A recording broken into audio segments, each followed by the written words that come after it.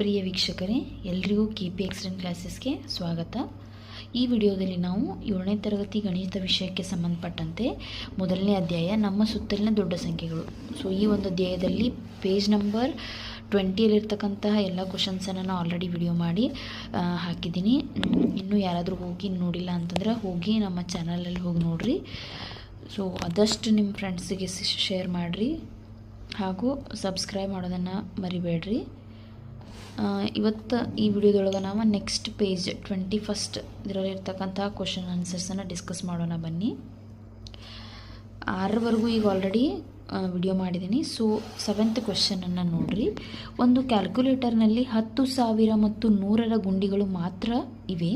ಮುಂದಿನ ಸಂಖ್ಯೆಗಳನ್ನು ಸೂಚಿಸಲು ಎಷ್ಟು ಬಾರಿ ಗುಂಡಿಗಳನ್ನು ಒತ್ತಬೇಕು ಎಂಬುದಕ್ಕೆ ಬೀಜೋಕ್ತಿಯನ್ನು ಬರೆಯಿರಿ ಅಂತ ಹೇಳಿದ್ದಾರೆ. ನೀವು ಆಲ್ರೆಡಿ ಈ ಥರ ಕ್ವಶನ್ಸನ್ನು ಸಾಲ್ವ್ ಮಾಡಿದ್ದೀರಿ ಹಿಂದಿನ ಪೇಜ್ಗಳಲ್ಲಿ. ಅಲ್ಲಿ ಕೇವಲ 10ರ ಬಟನ್ ಇದ್ದಾಗ ಎಷ್ಟು ಸಲ ಒತ್ತಬೇಕು, 100ರ ಬಟನ್ ಇದ್ದಾಗ ಎಷ್ಟು ಸಲ ಒತ್ತಬೇಕು, ಹಾಗೆ 1000 ಬಟನ್ ಇದ್ದಾಗ 1000 ಬಟನ್ ಮಾತ್ರ ಇದ್ದಾಗ ಕ್ಯಾಲ್ಕುಲೇಟರ್ನಲ್ಲಿ ಯಾವ ರೀತಿ ಮಾಡಬೇಕು ಅನ್ನೋದನ್ನು ಈಗ ಆಲ್ರೆಡಿ ನೀವು ಕಲ್ತಿದ್ದೀರಿ. ಹಾಗೆ ಒಂದೇ ಕ್ಯಾಲ್ಕುಲೇಟರ್ದಲ್ಲಿ 1, 10, 100, 1000, 10,000, ಲಕ್ಷ, 10 ಲಕ್ಷ, ಕೋಟಿ ಇವೆಲ್ಲ ಬಟನ್ಗಳಿದ್ದಾಗೂ ನಾವು ಯಾವ ರೀತಿ ಒಂದು ನಂಬರನ್ನು ಪಡಿಲಿಕ್ಕೆ ಎಷ್ಟು ಬಾರಿ ಗುಂಡಿಗಳನ್ನು ಒತ್ತಬೇಕಂತ ನಾವು ಈಗ ಆಲ್ರೆಡಿ ಕಲ್ತಿದ್ದೀವಿ. ಸೊ ಈ ಒಂದು ಕ್ಯಾಲ್ಕುಲೇಟರ್ ಒಳಗೆ ಅವ್ರು ಕೊಟ್ಟಿರೋದು 2 ಬಟನ್, ಒಂದು 10,000 ಬಟನ್, ಒಂದು 100ರ ಬಟನ್. ಈ 2 ಗುಂಡಿಗಳನ್ನು ಮಾತ್ರ ಒತ್ತುವುದರ ಮೂಲಕ ನಾವು ಈ ಒಂದು ಸಂಖ್ಯೆಯನ್ನು ನಾವೇನು ಮಾಡಬೇಕಾಗಿದೆ, ಪಡಿಬೇಕಾಗಿದೆ. ಸೊ ಮೊದಲನೇದು ನೋಡಿರಿ, 20,800. ಸೊ ಇದನ್ನು ನಾವು ಆಲ್ರೆಡಿ ಸಾಲ್ವ್ ಮಾಡಿದ್ದೀನಿ ನೋಡಿರಿ. ನೀವು ಇಲ್ಲಿ ನೋಡ್ಬೋದು 20,800. ನಮ್ಮ ಹತ್ರ ಎಷ್ಟಿದೆ? 10,000 ಇದೆ. 10,000 ಬಟನ್ ಇದೆ. ಸೊ ನಾ 20,000 ಬರಬೇಕಂತಂದ್ರೆ 10,000 ಬಟನನ್ನು ಎಷ್ಟು ಸಲ ಒತ್ತಬೇಕು? 2 ಸಲ ಒತ್ತಬೇಕು. 10,000 ಬಟನನ್ನು 2 ಸಲ ಒತ್ತಿದ್ನಿ ಅಂತಂದ್ರೆ ನನಗೆ 20,000 ಬರುತ್ತೆ. ಮ್ಯಾಗಿಂದ 800 ಒಂದು ಇದೆಯಲ್ಲ, ಸೊ ಇದನ್ನು ಮಾಡ್ಬೇಕಂತಂದ್ರೆ ನಮಗಿನ್ನೂ ಒಂದು ಆಪ್ಷನ್ ಇದೆ, 100ರ ಗುಂಡಿದು. ಸೊ 100ರ ಗುಂಡಿಯನ್ನು 8 ಸರಿ ಒತ್ತಿದ್ನಿ ಅಂತಂದ್ರೆ ನನಗೆ 800 ಆಗ್ತದೆ. ಇಲ್ಲಿ 20,000 ಸಿಕ್ತು, ಇಲ್ಲಿ 800. ಸೊ ನನಗೇನು ಸಿಕ್ತು? ಟೋಟಲ್ 20,800. ಅದನ್ನು ಬೀಜೋಕ್ತಿ ರೂಪದಲ್ಲಿ ಯಾವ ರೀತಿ ಬರೆಯೋದು ಅಂತಂದರೆ 2 × 10,000 + 8 × 100 ಅಂದ್ರೆ 10,000 ಬಟನನ್ನು 2 ಸಲ, 100ರ ಬಟನ್ನ 8 ಸಲ ಒತ್ತಿದಾಗ ನನಗೇನು ಬರ್ತದೆ? 20,800. ಹಾಗಾದರೆ ಎಷ್ಟು ಬಾರಿ ಗುಂಡಿಗಳನ್ನು ಒತ್ತಬೇಕು ಅಂತಂದ್ರೆ ಇದನ್ನು 100ರ ಬಟನನ್ನು 8 ಸಾರಿ ಒತ್ತಿದ್ದೀನಿ, 10,000 ಬಟನನ್ನು 2 ಸಾರಿ ಒತ್ತಿದ್ದೀನಿ. ಟೋಟಲ್ 10 ಬಾರಿ ನಾ ಏನು ಮಾಡ್ಬೇಕಂತಂದ್ರೆ ಗುಂಡಿಗಳನ್ನು ಒತ್ತಬೇಕು. ಇನ್ನು ನೋಡಿರಿ, 92,100 ಪಡಿಬೇಕಂತಂದ್ರೆ ನಾನು ಎಷ್ಟು ಸಲ ಒತ್ತಬೇಕು? ನನಗಿರೋದು 2 ಗುಂಡಿ, 10,000 ಒಂದು ಗುಂಡಿ, 100 ಒಂದು ಗುಂಡಿ. ಇನ್ನು ನೋಡಿರಿ, ನನಗೆ 9,000 ಅಂದ್ರೆ 90,000 ಬರಬೇಕಂತಂದ್ರೆ 10,000 9 ಸಲ ಒತ್ತಬೇಕು. ಅವಾಗೇನು ಬಂತು? 90,000 ಬಂತು. ಇನ್ನು 2,100 ಅಥವಾ 2,100 ಬರಬೇಕಂತಂದ್ರೆ 100ರ ಬಟನನ್ನು 21 ಸಲ ನಾವು ಒತ್ತಬೇಕು. ಸೊ 10,000 ಬಟನನ್ನು 9 ಸಲ, 100ರ ಬಟನನ್ನು 21 ಸಲ, ಟೋಟಲ್ 21 + 9 ಅಂದ್ರೆ 30 ಬಾರಿ ನಾನು ಏನು ಮಾಡ್ಬೇಕಂತಂದ್ರೆ ಗುಂಡಿಗಳನ್ನು ಒತ್ತಬೇಕಾಗಿದೆ. Next third one, 1,20,500. ನನ್ನ ಹತ್ರ ಇರೋ ಬಟನ್ನ 10,000 ಮಾತ್ರ ಹಾಗೂ 100ರದ್ದು ಮಾತ್ರ. ಸೊ 10 ಲಕ್ಷ ಇದೆ ಇಲ್ಲಿ. ನಾ 10,000 ಬಟನನ್ನು ಎಷ್ಟು ಸಲ ಒತ್ತಿದ್ನಿ ಅಂತಂದ್ರೆ ನನಗೇನು ಬರ್ತದೆ? 1,20,000 ಬರಬೇಕಂತಂದ್ರೆ ನಾ ಏನು ಮಾಡಬೇಕು? 10,000 ಬಟನನ್ನು 12 ಸಲ ಒತ್ತಿದ್ನಿ ಅಂತಂದ್ರೆ 1,20,000 ಬರ್ತದೆ ನನಗೆ. ಮ್ಯಾಗಿಂದ 500 ಪಡಿಬೇಕಂದ್ರೆ ನಾ ಏನು ಮಾಡಬೇಕು? 100ರ ಬಟನನ್ನು 5 ಸಲ ಪ್ರೆಸ್ ಮಾಡಬೇಕು. ಸೊ 10,000 ಬಟನನ್ನು 12 ಸಲ ಒತ್ತೀನಿ, 100ರ ಬಟನನ್ನು 5 ಸಲ ಒತ್ತಿದ್ನಿ ಅಂತಂದ್ರೆ ಟೋಟಲ್ 17 ಬಾರಿ ನಾ ಏನು ಮಾಡಬೇಕಂತಂದ್ರೆ ಗುಂಡಿಗಳನ್ನು ಒತ್ತಬೇಕಾಗಿದೆ. ಇನ್ನು ನೆಕ್ಸ್ಟ್ 65,30,000 ಇದೆ. ನನಗಿರೋದು 10,000 ಬಟನ್ನ, ಬಟ್ ಲ್ಯಾಕ್ ಟುಗೆದರ್ ಇಲ್ಲಿ ಕೊಟ್ಟಿದ್ದಾರೆ. ಸೊ ಸಿಂಪಲ್ 653 ಸಲ ನಾ 10,000, ಇಲ್ಲಿ ನೋಡ್ರಿ 3 1 4, 10,000ದಲ್ಲಿ 4 ಸೊನ್ನೆ ಬರ್ತದನ. ಸೊ 10,000 ಬಟನ್ನನ್ನೇ ನಾನು 653 ಬಾರಿ ಒತ್ತಿದ್ನಿ ಅಂತಂದ್ರೆ ನನಗೇನು ಸಿಗುತ್ತೆ? 65,30,000 ನನಗೆ ಸಿಗ್ತದೆ. ಹಂಗಾರೆ ಟೋಟಲ್ 653 ಸಲ ನಾ ಏನು ಮಾಡಬೇಕು? ಗುಂಡಿಯನ್ನು ಪ್ರೆಸ್ ಮಾಡಬೇಕು. ಇನ್ನು ನೆಕ್ಸ್ಟ್ 70,25,700 ಬರಬೇಕಂತಂದ್ರೆ ಇಲ್ಲಿ ನೋಡಿರಿ 702. ಇಲ್ಲಿ ಮುಂದೆ 1 2 3 4 4 ಸ್ಥಾನಗಳನ್ನ ಬಿಡ್ರಿ. ಯಾಕೆ 4 ಸ್ಥಾನಗಳನ್ನ ಬಿಡಿ ಅಂತ ಹೇಳ್ತಿದ್ದೀನಿ ಅಂತಂದ್ರೆ ನಾನು ಕೊಟ್ಟಿರೋದು 10,000 ಬಟನ್ನ. ಸೊ 1,00,000 ಬಟನ್ ಇತ್ತಂದ್ರೆ ನಾ 5 ಸ್ಥಾನ ಬಿಡ್ರಿ ಅಂತ ಹೇಳ್ತಿದ್ದೆ. ಬಟ್ ಕೊಡುತ್ತಿರೋದು 10,000 ಬಟನ್ ಅಂತಂದ್ರೆ 1 2 3 4 ಸ್ಥಾನಗಳನ್ನ ಬಿಟ್ಟರೆ ಇಲ್ಲಿ 702 ಉಳಿತು. ಸೊ 702 ಬಾರಿನ 10,000 ಬಟನನ್ನು ಒತ್ತಬೇಕು. ರಿಮೈನಿಂಗ್ ಅಂದ್ರೆ 5,700 ಅಂದ್ರೆ 57,100 ಅಂದಂಗೆ. ಸೊ 100ರ ಬಟನನ್ನು 57 ಸಲ ಒತ್ತಿದ್ನಿ ಅಂತಂದ್ರೆ ನನಗೇನು ಸಿಗುತ್ತೆ? 70,25,700.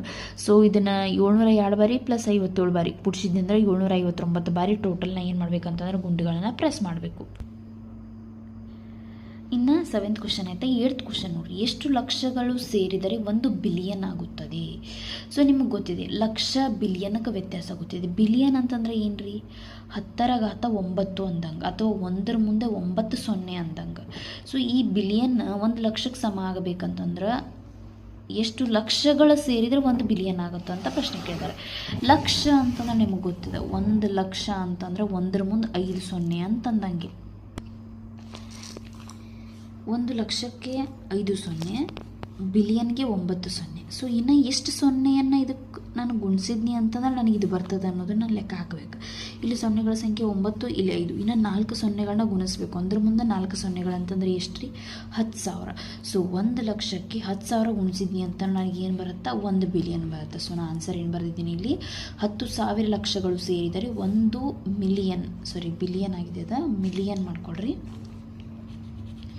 ಮಿಲಿಯನ್ ಆಗಿದೆ ಬಿಲಿಯನ್. ಸೊ 10,000 ಲಕ್ಷಗಳು ಸೇರಿದರೆ 1 ಬಿಲಿಯನ್ ಆಗುತ್ತದೆ. ನೆಕ್ಸ್ಟ್ 9ನೇ ಪ್ರಶ್ನೆ ನೋಡಿ, ಪುಸ್ತಕದಲ್ಲಿ ಕೊಟ್ಟಿದ್ದಾರೆ ನಿಮ್ಗೆ. 1 ರಿಂದ 9ರವರೆಗೆ ಸಂಖ್ಯೆಗಳಿರುವ 2 ಸೆಟ್ ಕಾರ್ಡ್ಗಳನ್ನು ನಿಮಗೆ ನೀಡಲಾಗಿದೆ. ಸಾಧ್ಯವಾದ ಅತಿ ದೊಡ್ಡ ಮೊತ್ತ, ಇದರಲ್ಲಿ ಎ ಪ್ರಶ್ನೆ. ಬಿ ಪ್ರಶ್ನೆ ಅಂತಂದ್ರೆ ಫಲಿತ ಸಂಖ್ಯೆಗಳ ವ್ಯತ್ಯಾಸ ಅತಿ ಕನಿಷ್ಠ ಸಂಖ್ಯೆಯಾಗಿರುವಂತೆ ಮುಂದೆ ನೀಡಿರುವ ಪ್ರತಿ ಬಾಕ್ಸ್ನಲ್ಲಿ ಒಂದೊಂದು ಕಾರ್ಡ್ ಇರಿಸಿ. ಸೊ ಅವ್ರು ಕೊಟ್ಟಿರೋದು ಏನಪ್ಪ ಅಂತಂದರೆ 0 ಕಾರ್ಡ್ ಕೊಟ್ಟಿಲ್ಲ, 1 ರಿಂದ 9ರವರೆಗೆ 2 ಸೆಟ್ ಕಾರ್ಡ್ಗಳನ್ನು ಕೊಟ್ಟಿದ್ದಾರೆ. ಇಲ್ಲಿ ಯಾವ ರೀತಿ ಬಾಕ್ಸ್ಗಳನ್ನ ಕೊಟ್ಟಿದ್ದಾರೆ? 3, 6, 7 ಬಾಕ್ಸ್ ಮೇಲಿದ್ದಾವೆ, 5 ಬಾಕ್ಸ್ ಕೆಳಗಿದಾವೆ.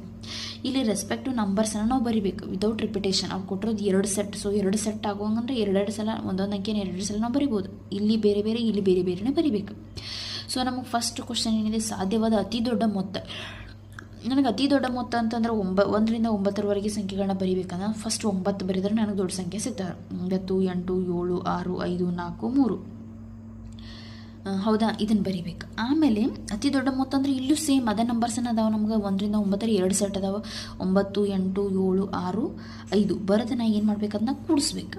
ಇನ್ನು ನೆಕ್ಸ್ಟ್ ಫಲಿತ ಸಂಖ್ಯೆಗಳ ವ್ಯತ್ಯಾಸ ಅತಿ ಕನಿಷ್ಠ ಸಂಖ್ಯೆಯಾಗಿರುವಂತೆ ಬರಿಬೇಕು. ಸೆಕೆಂಡ್ ಕ್ವಶನ್ ನೋಡ್ರಿ, ಕನಿಷ್ಠ ಸಂಖ್ಯೆ ಬರಬೇಕಂತ ಹೇಳಿದಾರೆ ಅವರು.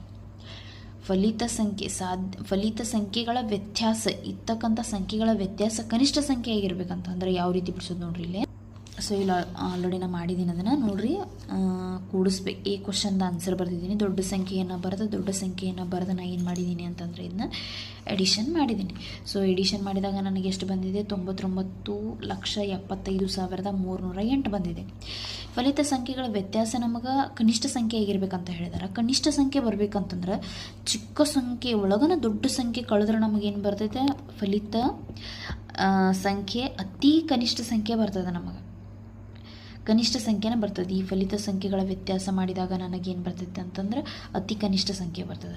ಹಂಗಾರೆ ಮೊದಲು ಅತಿ ಚಿಕ್ಕ ಸಂಖ್ಯೆನ ಬರ್ಕೋಬೇಕು ನಾ ಸಾಧ್ಯವಾದಷ್ಟು. ಅಂದ್ರೆ ನಮಗೆ 1 ರಿಂದ 9ರವರೆಗೆ ಚಿಕ್ಕ ಸಂಖ್ಯೆ ಬರೀಬೇಕಂದ್ರೆ ಸ್ಟಾರ್ಟಿಂಗ್ 1, 2, 3, 4, 5 ಅಪ್ ಟು 7 ತನಕ ನಾ ಬರ್ಕೊಂಡು ಅತಿ ದೊಡ್ಡ ಸಂಖ್ಯೆ ಏನಾದರೂ ಕಳಿತಿ ಅಂತಂದ್ರೆ ನನಗೆ ಅತ್ಯಂತ ಚಿಕ್ಕ ಕನಿಷ್ಠ ಸಂಖ್ಯೆನೇ ಬರುತ್ತೆ. ಹೌದಲ್ಲ? ಸೊ ಈ ರೀತಿ ಇದನ್ನು ನಾವು ಮಾಡಬೇಕು. ನೆಕ್ಸ್ಟ್ ಪ್ರಶ್ನೆ ನೋಡ್ರಿ, 10ನೇ ಪ್ರಶ್ನೆ. ನಿಮಗೆ ಕೆಲವು ಸಂಖ್ಯಾ ಕಾರ್ಡ್ಗಳನ್ನು ನೀಡಲಾಗಿದೆ. 4,000, 13,000, 300, 70,000, 1.5 ಲಕ್ಷ, 25. ಈ ಕಾರ್ಡ್ಗಳನ್ನು ಬಳಸಿ ಮುಂದೆ ನೀಡಿರುವ ಸಂಖ್ಯೆಗಳಿಗೆ ಸಾಧ್ಯವಾದಷ್ಟು ಸಮೀಪದ ಸಂಖ್ಯೆಗಳನ್ನು ಪಡೆಯಿರಿ.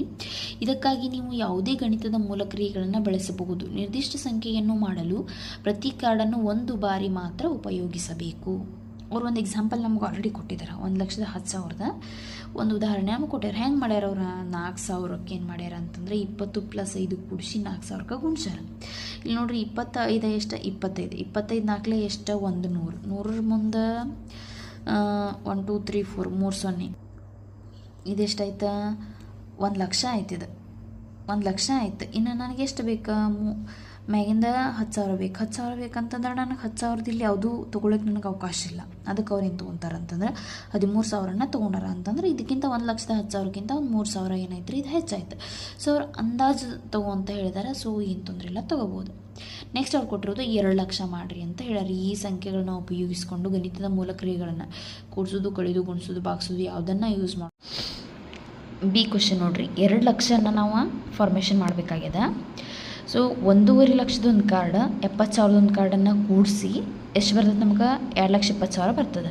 ಇನ್ನು 4,000 ಕಾರ್ಡ ಇಂಟು 5 ಮಾಡಿ ಅಂದ್ರೆ 20,000 ಬರ್ತದೆ. ಸೊ 2,20,000 ಒಳಗೆ 22,000 ಮೈನಸ್ ಮಾಡಿದ್ದೆ ಅಂದ್ರೆ ನನಗೇನು ಬರ್ತದೆ 2 ಲಕ್ಷ ಬರ್ತದೆ. ಇನ್ನು ಸಿ ಕ್ವಶನ್ ಅವ್ರು ಕೊಟ್ಟಿರೋದು 5,80,000 ಅಂತ.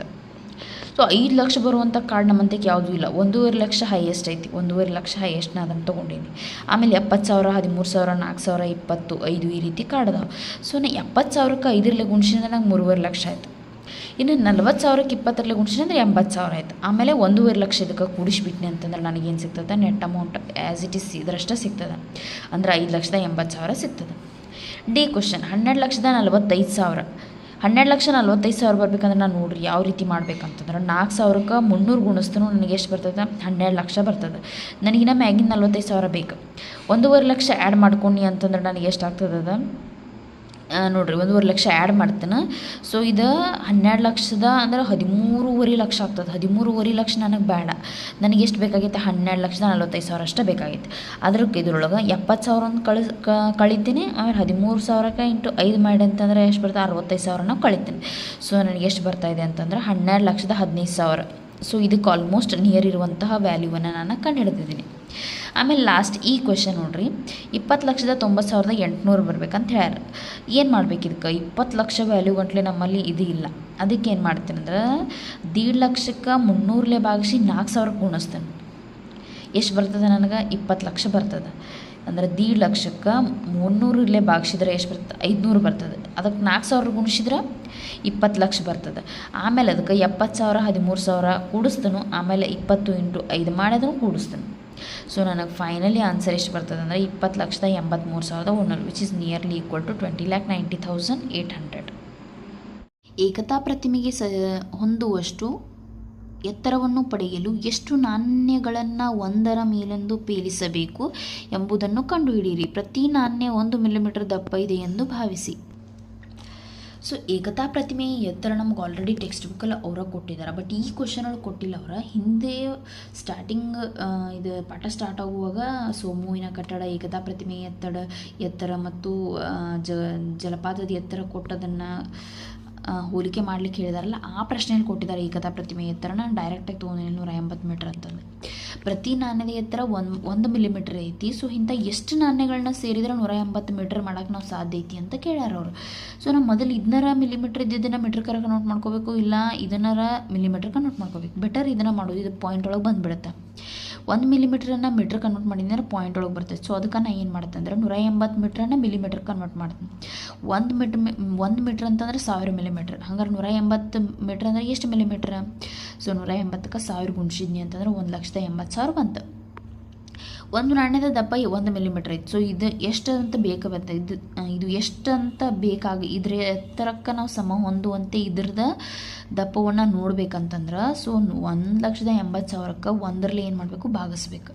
1ರಲ್ಲಿ ಭಾಗಿಸಿದ್ರೆ ಏನು ವ್ಯಾಲ್ಯೂ ಒಳಗೆ ಚೇಂಜಸ್ ಕಾಣಂಗಿಲ್ಲ. 1,80,000 ಉಳಿತೈತಿ. ಸೊ 1,80,000 ನಾಣ್ಯಗಳನ್ನು ಒಂದರ ಮೇಲೆ ಒಂದು ಇಟ್ಕೊತ ಹೋದ್ವಿ ಅಂತಂತಂದ್ರೆ ನಮ್ಗೆ ಏಕತಾ ಪ್ರತಿಮೆಯ ಎತ್ತರದಷ್ಟೇ ಇದು ನಾಣ್ಯಗಳ ಎತ್ತರ ಆಗ್ತೈತಿ. ಸೊ ನೋಡ್ಬೋದು ಇಲ್ಲಿ ಆನ್ಸರನ್ನು. ಇನ್ನು ನೆಕ್ಸ್ಟ್ ಪ್ರಶ್ನೆ 12ನೇದು. ಕಂದು ತಲೆಯುಳ್ಳ ಕಡಲು ಕೋಳಿಗಳು ಸರಿಸುಮಾರು 7 ಅಡಿ ಅಗಲದ ರೆಕ್ಕೆಗಳನ್ನು ಹೊಂದಿರುತ್ತವೆ. ಅವುಗಳು ಹಲವಾರು ಸಮುದ್ರಗಳಿಗೆ ವಲಸೆ ಹೋಗುತ್ತವೆ. ಕಡಲು ಕೋಳಿಗಳು ಒಂದು ದಿನಕ್ಕೆ ಸುಮಾರು 900ರಿಂದ 1000 ಕಿಲೋಮೀಟರ್ ಚಲಿಸಬಲ್ಲವು. ಇದುವರೆಗೆ ದಾಖಲಾಗಿರುವಂತೆ ಅವು ಚಲಿಸಿರುವ ಒಂದು ಟ್ರಿಪ್ ಸುಮಾರು 12,000 ಕಿಲೋಮೀಟರ್. ಪೆಸಿಫಿಕ್ ಸಮುದ್ರವನ್ನು ದಾಟಲು ಅವುಗಳು ಸರಿಸುಮಾರು ಅಂತಹ ಎಷ್ಟು ಟ್ರಿಪ್ಗಳನ್ನು ಮಾಡಬೇಕಾಗುತ್ತದೆ ಅಂತ ಪ್ರಶ್ನೆ ಕೇಳ್ಯಾರ. ನೋಡ್ರಿ ಆನ್ಸರನ್ನು. ಕಡಲು ಕೋಳಿಗಳಿದಾವೆ, ಕಂದು ತಲೆಯುಳ್ಳ ಕಡಲು ಕೋಳಿಗಳಿದಾವೆ. ಇವು ಸುಮಾರು ಅದರದ 7 ಅಡಿ ಅಗಲದ ರೆಕ್ಕೆಗಳನ್ನು ಹೊಂದಿದಾವೆ. ಅವು ಏನು ಮಾಡ್ತಾವಪ್ಪ ಅಂತಂದ್ರೆ ಒಂದು ದಿನಕ್ಕೆ ಸುಮಾರು 900ರಿಂದ 1000 ಕಿಲೋಮೀಟರ್ ಏನು ಮಾಡ್ತಾವೆ ಅಂತಂದ್ರೆ ಚಲಿಸ್ತಾವೆ. ಅವು ತಮ್ಮ ಇದ್ರೊಳಗೆ ಏನು ಮಾಡ್ತಾವೆ ಅಂತಂದ್ರೆ ಒಂದು ಟ್ರಿಪ್ಪನ್ನು ಸುಮಾರು 12,000 ಕಿಲೋಮೀಟ್ರ್ ಮಾಡ್ಯಾವ. ಸೊ ಅವು ದಿನಕ್ಕೆ 900ರಿಂದ 1000 ಕಿಲೋಮೀಟ್ರ್ ಚಲಿಸಿದ್ರೆ ಇಂತಹ ಎಷ್ಟು ದಿನಗಳು ಬೇಕಾಗ್ತಾವೆ ಈ ಟ್ರಿಪ್ಗಳನ್ನು ಮಾಡೋಕ್ಕೆ? ಇಷ್ಟು 12,000 ಕಿಲೋಮೀಟರ್ದ ಟ್ರಿಪ್ ಮಾಡೋಕ್ಕೆ ಎಷ್ಟು ದಿನಗಳು ಬೇಕಾಗ್ತಾವ ಅಂತ ಪ್ರಶ್ನೆ ಕೇಳಿದ್ದಾರೆ. ಯಾವ ರೀತಿ ಸಾಲ್ವ್ ಮಾಡಬೇಕು? ಅವು ಚಲಿಸಿರುವಂಥ ಒಟ್ಟು ದೂರ ಟ್ರಿಪ್ ಮಾಡೋಕೆ 12,000 ಕಿಲೋಮೀಟ್ರ್ ಚಲಿಸಾವೆ. ದಿನಕ್ಕೆ ಅವು ಎಷ್ಟು ಮಾಡ್ತಾವೆ ಅಂತಂದ್ರೆ 900ರಿಂದ 1000 ಕಿಲೋಮೀಟ್ರ್ ಚಲಿಸ್ತಾವೆ. ಒಂದು ವೇಳೆ 900 ಕಿಲೋಮೀಟ್ರ್ ಚಲಿಸಿದ್ವು ಅಂತಂದ್ರೆ 12,000 ಕಿಲೋಮೀಟ್ರ್ ಆಗಕ್ಕೆ ಎಷ್ಟು ದಿನ ತಗೋತಾವೆ ಅಂತ ನಾವು ಫಸ್ಟ್ ಚೆಕ್ ಮಾಡ್ಬೇಕು. ಒಂದು ದಿನಕ್ಕೆ 900 ಕಿಲೋಮೀಟ್ರ್ ಚಲಿಸಿದ್ವು ಅಂತಂದ್ರೆ ಅವು ಎಷ್ಟು ದಿನ ತೆಗೆದುಕೊಳ್ತಾವೆ ಅಂತಂದ್ರೆ 12,000 ಒಳಗೆ 900 ನಾವೇನು ಮಾಡ್ಬೇಕು ರೀ ಡಿವೈಡ್ ಮಾಡ್ಬೇಕು. ನಮಗೆ ಎಷ್ಟು ಸಿಗ್ತದೆ 13.3 ದಿನಗಳು, ಅಂದ್ರೆ 13 ದಿನಗಳು ಸಿಗ್ತಾವೆ ಅಂತ ಅರ್ಥ ಆಯ್ತು. ಇನ್ನು ಒಂದು ದಿನಕ್ಕೆ 1000 ಕಿಲೋಮೀಟ್ರ್ ಏನಾದರೂ ಚಲಿಸಿದ್ವು ಅಂತಂತಂದ್ರೆ 12,000ರಿಂದ 1000 ಭಾಗಿಸಿದ್ರೆ ನನಗೆ 12 ದಿನಗಳು ಬಂತು. ಹಾಗಾದರೆ ಈ ಕಡಲುಕೋಳುಗಳು 12,000 ಕಿಲೋಮೀಟ್ರ್ ಟ್ರಿಪ್ಪನ್ನು ಪೂರ್ಣಗೊಳಿಸ್ಬೇಕಂತಂದ್ರೆ ಅವು 12ರಿಂದ 13 ದಿನಗಳನ್ನು ನಾವೇನು ಮಾಡ್ತಾವೆ ಅಂತಂದ್ರೆ 13.3 ಇರೋದ್ರಿಂದ ನಾವು 14 ತೊಗೊಂಡಿವಿ. ಸೊ 12 ದಿನದಿಂದ ಹಿಡಿದು 14 ದಿನಗಳ ಟೈಮ್ ತೊಗೊತಾವೆ. ಎಷ್ಟು 12,000 ಕಿಲೋಮೀಟ್ರ್ ಟ್ರಿಪ್ ಪೂರ್ಣಗೊಳಿಸಲು ಅಂದಾಜು 12ರಿಂದ 14 ದಿನಗಳನ್ನು ತೆಗೆದುಕೊಳ್ಳುತ್ತವೆ. ಸೊ ಕ್ಲಿಯರ್ ಆಗಿದೆ ಅಂತ ತಿಳ್ಕೊತೀನಿ. ನೆಕ್ಸ್ಟ್ 13ನೇ ಪ್ರಶ್ನೆ ನೋಡ್ರಿ. ಬಾಲವುಳ್ಳ ಗಾಡ್ವಿಟ್ ಹಕ್ಕಿ ನಿರಂತರವಾಗಿ ಅತಿ ದೂರವನ್ನು ಕ್ರಮಿಸಿದ ದಾಖಲೆಯನ್ನು ಹೊಂದಿದೆ. ಅದು ಅಲಾಸ್ಕಾದಿಂದ ಆಸ್ಟ್ರೇಲಿಯಾದವರೆಗೂ ಎಲ್ಲಿಯೂ ನಿಲ್ಲದೆ 13,560 ಕಿಲೋಮೀಟರ್ ಕ್ರಮಿಸಿದೆ. ಅದರ ಪಯಣ 13ನೇ ಅಕ್ಟೋಬರ್ 2022ರಂದು ಆರಂಭವಾಗಿ ಸುಮಾರು 11 ದಿನಗಳವರೆಗೆ ಮುಂದುವರೆದಿದೆ. ಅದು ಪ್ರತಿದಿನ ಕ್ರಮಿಸಿದ ಅಂದಾಜು ದೂರವನ್ನು ಕಂಡುಹಿಡಿಯಿರಿ. ಪ್ರತಿ ಗಂಟೆಗೆ ಅದು ಕ್ರಮಿಸಿದ ಅಂದಾಜು ದೂರವನ್ನು ಕಂಡುಹಿಡಿಯಿರಿ ಅಂತ ಪ್ರಶ್ನೆ ಕೇಳಿದ್ದಾರೆ. ಸೊ ಇದು ಗಾಡ್ವಿಟ್ ಹಕ್ಕಿ ಏನು ಮಾಡ್ತೈತೆ ಅಂತಂದ್ರೆ 13,560 ಕಿಲೋಮೀಟ್ರ್ ಏನು ಮಾಡೈತೆ ಅಂತಂದ್ರೆ ಪಯಣ ಮಾಡೈತಿ. ಇಷ್ಟು ದಿನ 13ನೇ ತಾರೀಕು ಅಕ್ಟೋಬರ್ 2022 ಸ್ಟಾರ್ಟ್ ಮಾಡಿ 11 ದಿನ ಏನು ಮಾಡೈತೆ ಅಂತಂತಂದ್ರೆ ಅದು ಕಂಟಿನ್ಯೂಸ್ ಆಗಿ ಏನು ಮಾಡಿದೆ ಅಂತಂತಂದ್ರೆ ಹಕ್ಕಿ ಹಾರ್ಕೊಂತ ಆಸ್ಟ್ರೇಲಿಯಾ ರೀಚ್ ಆಗೈತಿ. ಸೊ ಅದು ಪ್ರತಿದಿನ ಎಷ್ಟು ದೂರವನ್ನು ಕ್ರಮಿಸೈತಿ ಮತ್ತು ಪ್ರತಿ ಗಂಟೆ ಅದು ಎಷ್ಟು ದೂರವನ್ನು ಕ್ರಮಿಸೈತಿ ಅಂತ ಲೆಕ್ಕ ಹಾಕ್ರಿ ಅಂತ ಹೇಳಿದಾರೆ ಅವರು. ಎಷ್ಟು ಈಸಿ ಐತೆ ನೋಡ್ರಿ. ಹಕ್ಕಿ ಒಟ್ಟು ಚಲಿಸಿದಂಥ ದೂರ 13,560 ಕಿಲೋಮೀಟರ್. ಅದು ತೆಗೆದುಕೊಂಡ ಒಟ್ಟು ದಿನಗಳು ಎಷ್ಟು 11 ದಿನಗಳು. ಸೊ ಈ ಟೋಟಲ್ ದೂರ ಒಳಗೆ ದಿನಗಳ ಸಂಖ್ಯೆಯನ್ನು ಭಾಗಿಸಿದ್ನಿ ಅಂತಂದ್ರೆ ನನಗೆ ಟೋಟಲ್ ಎಷ್ಟು ಕಿಲೋಮೀಟ್ರ್ ದಿನಕ್ಕಾಯಿತು ಅಂತ, ಸೊ ಒಂದು ದಿನಕ್ಕೆ ಎಷ್ಟು ಕಿಲೋಮೀಟ್ರ್ ಚಲಿಸ್ತೀಯ ಅಂತ ಗೊತ್ತಾಗ್ತದೆ. ಇನ್ನು ಗಂಟೆಗೆ ಬೇಕಂತಂದ್ರೆ ಏನು ಮಾಡಬೇಕು. ಸೊ 11 ದಿನದಾಗ ಎಷ್ಟು ಗಂಟೆ ಇರ್ತಾವೆ, ಒಂದು ದಿನಕ್ಕೆ 24 ಗಂಟೆ ಅಂತಂದ್ರೆ 11 ದಿನಕ್ಕೆ ಎಷ್ಟು ಗಂಟೆ 244 ಗಂಟೆ. ಸೊ 13,560 ಕಿಲೋಮೀಟ್ರನ್ನು 264 ಗಂಟೆಗಳಿಂದ ಭಾಗಿಸಿದ್ನಿ ಅಂತಂದ್ರೆ ಸೊ ಒಂದು ಗಂಟೆಗೆ ಎಷ್ಟು ಕಿಲೋಮೀಟ್ರ್ 51.36 ಕಿಲೋಮೀಟ್ರ್ ಚಲಿಸಿದೆ ಅನ್ನೋದು ನನಗೇನಾಗ್ತದೆ ಸಿಗ್ತದೆ. ಸೊ ಈಸಿ ಇದೆ ನೋಡಿರಿ. ಒಟ್ಟು ಚಲಿಸಿದ ದೂರ 13,560. ಒಟ್ಟು ದಿನ ಎಷ್ಟು ತೊಗೊಂಡೈತದ ಅಷ್ಟು ದೂರ ಕ್ರಮಿಸಕ್ಕೆ 11 ದಿನ. ಒಂದು ದಿನಕ್ಕೆ ಎಷ್ಟು ದೂರ ಅಂತಂದ್ರೆ 13,560 ಡಿವೈಡೆಡ್ ಬೈ 11. ಸೊ ನನಗೆ ಎಷ್ಟು ಬಂತ 1,232.72 ಕಿಲೋಮೀಟ್ರ್ ಬಂತು. ಇನ್ನು ಒಂದು ಗಂಟೆಗೆ ಅದೆಷ್ಟು ಚಲಿಸಿದ ದೂರ ಅಂತಂದ್ರೆ ಒಂದು ದಿನಕ್ಕೆ 24 ಗಂಟೆ, 11 ದಿನಕ್ಕೆ ಎಷ್ಟು ಗಂಟೆ 11 × 24 ಮಾಡಿದಾಗ 264 ಗಂಟೆ ಬರ್ತಾಯಿದೆ. ಸೊ 13,560 ಕಿಲೋಮೀಟ್ರ್ ಒಳಗೆ 266 ಗಂಟೆಯನ್ನು ಡಿವೈಡ್ ಮಾಡಿದ್ನಿ ಅಂತಂದ್ರೆ ಒಂದು ಗಂಟೆಗೆ 51.36 ಕಿಲೋಮೀಟ್ರ್ ಚಲಿಸ್ತದ ಅನ್ನೋದು ನನಗೆ ಆನ್ಸರ್ ಸಿಗ್ತದೆ. ಲಾಸ್ಟ್ ಒಂದು ಕ್ವಶನ್. ಬಾಲ್ಡ್ ಹದ್ದುಗಳು ಭೂಮಿಯ ಮೇಲ್ಭಾಗದಲ್ಲಿ 4,500ರಿಂದ 6,000 ಮೀಟರ್ ಎತ್ತರದವರೆಗೆ ಹಾರಲು ಪ್ರಸಿದ್ಧವಾಗಿವೆ. ಮೌಂಟ್ ಎವರೆಸ್ಟ್ ಶಿಖರವು ಸುಮಾರು 8,850 ಮೀಟರ್ ಎತ್ತರವಿದೆ. ವಿಮಾನಗಳು 10,000ರಿಂದ 12,000 ಮೀಟರ್ಗಳಷ್ಟು ಎತ್ತರವರೆಗೆ ಹಾರಬಲ್ಲವು. ಸೋಮುವಿನ ಕಟ್ಟಡಕ್ಕೆ ಹೋಲಿಸಿದಂತೆ ಈ ಎತ್ತರಗಳು ಎಷ್ಟು ಪಟ್ಟು ದೊಡ್ಡವು? ಎಷ್ಟು ಕ್ವಶನ್ ಕೇಳಿದಾರೆ ನೋಡ್ರಿ. ಸೋಮುವಿನ ಕಟ್ಟಡದ ಎತ್ತರ ನಿಮ್ಗೆ ಇಲ್ಲಿ ಕೊಟ್ಟಿಲ್ಲ, ಬಟ್ ಪಾಠದಲ್ಲಿ ಆರಂಭದಲ್ಲಿ ನಮ್ಗೆ ಒಂದು ಕ್ವಶನ್ ಕೇಳಿದ್ದಾರೆ. ಜಲಪಾತದ ಎತ್ತರ, ಸೋಮುವಿನ ಕಟ್ಟಡದ ಎತ್ತರ, ಏಕತಾ ಪ್ರತಿಮೆಯ ಎತ್ತರ, ಇವುಗಳನ್ನೆಲ್ಲ ಹೋಲಿಕೆ ಮಾಡೋದನ್ನು ಕೊಟ್ಟುವಂಥ ಪ್ರಶ್ನೆಯಲ್ಲಿ ಸೋಮುವಿನ ಕಟ್ಟಡದ ಎತ್ತರ ಎಷ್ಟಾಗಿದೆಯಪ್ಪ ಅಂತಂದ್ರೆ 40 ಇದೆ. ಸೊ ಸೋಮುವಿನ ಕಟ್ಟಡದ ಎತ್ತರ ಏನಾಗಿದೆ 40 ಮೀಟ್ರ್ ಇದೆ. ಸೊ ನಮಗೇನು ಕೇಳ್ಯಾರವ್ರ ಅದಕ್ಕೆ ಎತ್ತರಕ್ಕೆ ಸಮ ಆಗಬೇಕಂತಂದ್ರೆ ಇವು ಎಷ್ಟು ಪಟ್ಟು ದೂರ ಹಾರ್ತಾವು ಹಕ್ಕಿಗಳು, ಮತ್ತು ಮೌಂಟ್ ಎವರೆಸ್ಟ್ ಎಷ್ಟು ಪಟ್ಟು ಎತ್ತರ ಇದೆ, ವಿಮಾನಗಳು ಅದಕ್ಕಿಂತ ಎಷ್ಟು ಪಟ್ಟು ಎತ್ತರದಲ್ಲಿ ಹಾರಾಡ್ತಾವೆ ಅಂತ ಕೇಳ್ಯಾರ. ಏನು ಮಾಡ್ಬೇಕು ನಾವು ಮೊದಲ ಇದನ್ನು ಡಿವೈಡೆಡ್ ಬೈ ಸೋಮುವಿನ ಕಟ್ಟಡ ಎತ್ತರ ಮಾಡಿದಾಗ ಎಷ್ಟು ಪಟ್ಟು ಅನ್ನೋದು ನಮಗೆ ಸಿಗ್ತದೆ. ಎಷ್ಟು ಪಟ್ಟು ಎತ್ತರದಲ್ಲಿ ಬಾಲ್ಡ್ ಹದ್ದುಗಳು ಹಾರ್ತಾವೆ ಅನ್ನೋದು ಸಿಗ್ತದೆ. ಅದೇ ರೀತಿ ನಾವೇನು ಮಾಡ್ಬೇಕಂತಂದ್ರೆ ಈ ಮೌಂಟ್ ಎವರೆಸ್ಟ್ ಶಿಖರ 8,850ಕ್ಕೆ ಸೋಮುವಿನ ಕಟ್ಟಡ ಎತ್ತರವನ್ನು ಭಾಗಿಸ್ಬೇಕಂದ್ರೆ 40ರಲ್ಲೇ ಭಾಗಿಸಿದ್ರೆ ಸೋಮುವಿನ ಕಟ್ಟಡಕ್ಕಿಂತ ಮೌಂಟ್ ಎವರೆಸ್ಟ್ ಕಟ್ಟಡ ಎಷ್ಟು ಪಟ್ಟು ಎತ್ತರವಾಗಿದೆ ಅನ್ನೋದು ಸಿಗ್ತದೆ. ಅದೇ ರೀತಿ ವಿಮಾನಗಳು 10,000ರಿಂದ 12,000 ಹೇಳ್ಯಾರ. ಸೊ 10,000 ಒಂದ್ಸಲ ಭಾಗಿಸ್ಬೇಕು, 12,000 ಒಂದ್ಸಲ ಭಾಗಿಸಿದಾಗ ನಮಗೇನು ಸಿಗ್ತದೆ ಅಂದ್ರೆ ವಿಮಾನಗಳು ಸೋಮುವಿನ ಕಟ್ಟಡಕ್ಕಿಂತ ಎಷ್ಟು ಪಟ್ಟು ಎತ್ತರ ಹಾರ್ತಾವು ಅನ್ನೋದು ನಮಗೆ ಸಿಗ್ತದೆ. ಇಲ್ಲಿ ನೋಡ್ರಿ ಆನ್ಸರನ್ನು. ಸೋಮುವಿನ ಕಟ್ಟಡದ ಎತ್ತರ, ಸೊ ಪುಸ್ತಕದಲ್ಲಿ ನೀವು ನೋಡ್ಬೋದು, ಕೊಟ್ಟಿದ್ದಾರೆ, ಆರಂಭದಲ್ಲಿನೇ ಕೊಟ್ಟಾರೆ 40 ಮೀಟರ್. ಬಾಳ್ ಹದ್ದುಗಳು ಹಾರುವ ದೂರ ಎಷ್ಟು? 4500ರಿಂದ 6000. ಫಸ್ಟ್ ನಾನು 4500 ರೇಂಜನ್ನು ಕನ್ಸಿಡರ್ ಮಾಡಿಕೊಂಡ 40ರಲ್ಲೇ ಭಾಗಿಸ್ತೀನಿ. ಮಾಡಿದ್ದೀನಿ.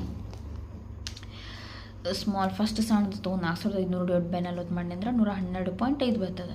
ಆಮೇಲೆ 6000ನ ತೊಗೊಂಡು 40ರಲ್ಲಿ ಭಾಗಿಸಿದ್ರೆ 150 ಬರ್ತದೆ. ಹಾಗಾದ್ರೆ ಸೋಮುವಿನ ಕಟ್ಟಡಕ್ಕೆ ಹೋಲಿಸಿದರೆ ಬಾಲ್ಡ್ ಹದ್ದುಗಳು 111.5ರಿಂದ 150 ಮೀಟರ್ ಪಟ್ಟು ದೂರ ಏನು ಮಾಡ್ತವಪ್ಪ ಅಂತಂದ್ರೆ ಹಾರ್ತಾವೆ. ಇನ್ನು ಮೌಂಟ್ ಎವರೆಸ್ಟ್ ಎತ್ತರ ಅವ್ರು ಕೊಟ್ಟಿದ್ದಾರೆ 8850. ಇದನ್ನು 40ರಿಂದ ಭಾಗಿಸಿದ್ರೆ ನನಗೆ ಎಷ್ಟು ಬರ್ತದೆ? 121.25. ಹಾಗಾದ್ರೆ ಮೌಂಟ್ ಎವರೆಸ್ಟ್ ಸೋಮುವಿನ ಕಟ್ಟಡಕ್ಕಿಂತ 221.25 ಪಟ್ಟು ಎತ್ತರವಾಗಿದೆ ಅಂತ ಹೇಳ್ಬೋದು. ಇನ್ನು ವಿಮಾನಗಳು ಹಾರೋದ್ರ ರೇಂಜ್ ಐತೆ 10,000ರಿಂದ 12,000. ಸೊ 10,000 ಒಂದ್ಸಲ ತೊಗೊಂಡು 40ರಲ್ಲಿ ಭಾಗಿಸ್ತೀನಿ 250 ಬರ್ತದೆ. 12,000 ಒಂದ್ಸಲ ತೊಗೊಂಡು 40ರಲ್ಲಿ ಭಾಗಿಸ್ತೀನಿ 300 ಬರ್ತದೆ. ಹಾಗಾದ್ರೆ ವಿಮಾನಗಳು ಸೋಮುವಿನ ಕಟ್ಟಡಕ್ಕಿಂತ 250ರಿಂದ 300 ಪಟ್ಟು ಎತ್ತರದಲ್ಲಿ ಹಾರ್ತಾವೆ. ಸೊ ಇದಿಷ್ಟು ಅರ್ಥ ಆಗಿದೆ ಅಂತ ತಿಳ್ಕೊತ್ನು. ಸೊ ಇಲ್ಲಿಗೆ ಏನಾಯ್ತುಪ್ಪ ಅಂತಂದರೆ ಅಧ್ಯಾಯ 1ರ ಎಲ್ಲ ಪ್ರಶ್ನೋತ್ತರಗಳು ಕಂಪ್ಲೀಟ್ ಆಗ್ಯಾವ. ಸೊ ನೀವು ನೋಡ್ಬೋದು ಇಲ್ಲಿ. ಸೊ ಈ ಒಂದು ಅಧ್ಯಾಯದಲ್ಲಿ ಯಾವುದಾದ್ರೂ ಕ್ವಶನ್ ಅರ್ಥ ಆಗಿಲ್ಲ ಅಂತಂದರೆ ಕಮೆಂಟ್ ಮಾಡಿ, ನಾನು ಸಾಲ್ವ್ ಮಾಡಿಕೊಡ್ತೀನಿ. ಇನ್ನು ಮುಂದಿನ ವಿಡಿಯೋದಲ್ಲಿ ನಾವು ಅಧ್ಯಾಯ 2 ಅಂಕಗಣಿತದ ಉಕ್ತಿಗಳು, ಸೊ ಈ ಒಂದು ಅಧ್ಯಾಯದಲ್ಲಿ ಬರ್ತಕ್ಕಂತಹ ಎಲ್ಲ ಕ್ವಶನ್ ಆನ್ಸರ್ಸನ್ನು ಸಾಲ್ವ್ ಮಾಡೋಣ. ಸೊ ಈ ಒಂದು ಮೊದಲನೇ ಅಧ್ಯಾಯದ ಎಲ್ಲ ವಿಡಿಯೋಗಳನ್ನು ಆದಷ್ಟು ನೋಡಿರಿ, ಸ್ಕಿಪ್ ಮಾಡಲಾರ್ದೆ, ಮತ್ತು ನಿಮ್ಮೆಲ್ಲ ಫ್ರೆಂಡ್ಸ್ಗೆ ಶೇರ್ ಮಾಡಿರಿ, ಸಬ್ಸ್ಕ್ರೈಬ್ ಮಾಡಿರಿ, ಹಾಗೂ ಇಷ್ಟ ಆಗಿದ್ರೆ ಲೈಕ್ ಮಾಡಿರಿ. Thank you.